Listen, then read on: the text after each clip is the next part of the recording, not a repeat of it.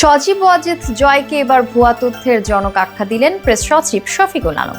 সমালোচনার মুখে সেই বিতর্কিত পোস্ট সরিয়েও নিয়েছেন ক্ষমতাচ্যুত প্রধানমন্ত্রীর পুত্র জয়, যেখানে তিনি সরকারের দায়িত্বরত বেশ কয়েকজনের বিপুল পরিমাণ ক্রিপ্টোকারেন্সি অর্জনের দাবি করেন, যেখানে ছিল উপদেষ্টা আসিফ মাহমুদ, সাবেক উপদেষ্টা নাহিদ ইসলাম এবং প্রেস সচিব শফিকুল আলমের নাম।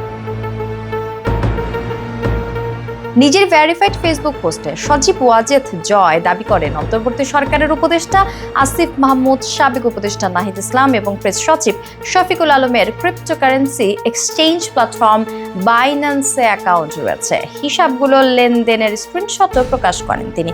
তবে জয়ের পোস্টটি নিজের ফেসবুক ওয়ালে শেয়ার করে প্রেস সচিব শফিকুল আলম জয়কে অপতথ্যের জনক আখ্যা দেন। শফিকুল আলম আরও লেখেন, অপতথ্যের জনক ও ডিজিটাল লুটের মাস্টার আমার সম্পর্কে সম্পূর্ণ ভুয়া ও মনগড়া খবর ছড়াচ্ছেন।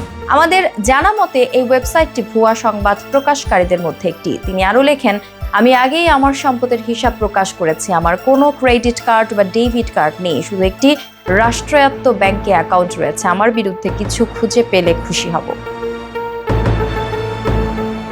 এরপর নিজের পোস্ট সরিয়ে ফেলেন সজীব ওয়াজেদ জয়। পরবর্তী সময়ে শফিকুল আলম আরেকটি পোস্টে জানিয়ে দেন জয় আবারও ভুয়া খবর শেয়ার করেছেন, পরে তা সরিয়ে নিয়েছেন।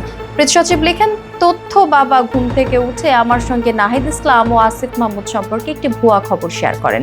কয়েক ঘন্টা পর সেটি সরিয়ে ফেলেন।